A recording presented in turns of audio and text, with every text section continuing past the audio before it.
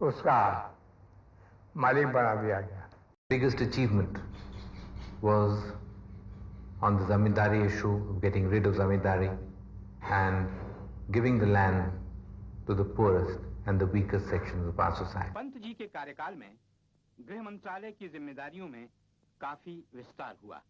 शांति व्यवस्था और पुलिस प्रशासन के अलावा पंत जी ने दलित वर्ग कल्याण में विशेष रुचि ली।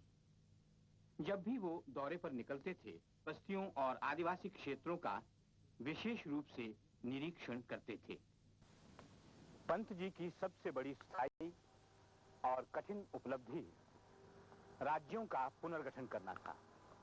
31 अगस्त 1956 को संसद ने राज्य पुनर्गठन विधेयक यानी स्टेट रीऑर्गेनाइजेशन बिल पास कर दिया और 1 नवंबर 1956 को भारत के नक्शे का रूप बदल गया। पंत जी ने जीवन भर राष्ट्र की सेवा की। 26 जनवरी 1957 को राष्ट्रपति डॉक्टर राजेंद्र प्रसाद ने उन्हें भारत रत्न से विभूषित किया। मैं 1998 में जब लोकसभा का चुनाव लड़ रही थी, तो मुझे बहुत दूर दराज गांव में जाने का भी मौका मिला, नैनीताल क्षेत्र में।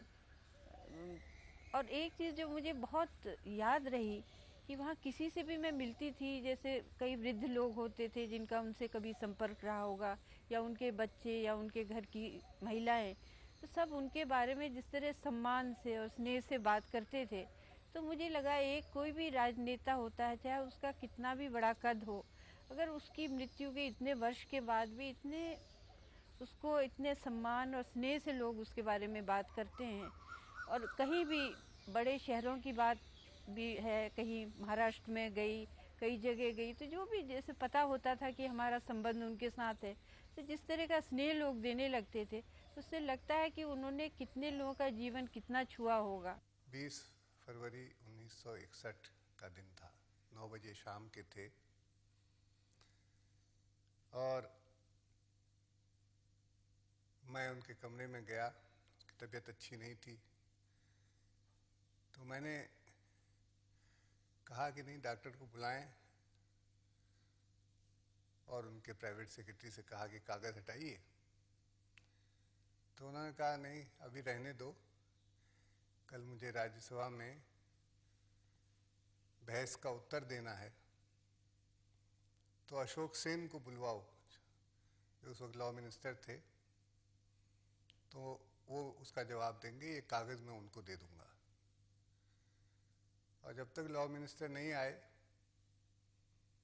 तो तब तक उनको होश रहा। वो आए, कागज़ उनको उन्होंने बताया, उसके बाद वो बेहोश हो गए, फिर होश उनको नहीं आया। तो अपने जीवन के अंतिम क्षण तक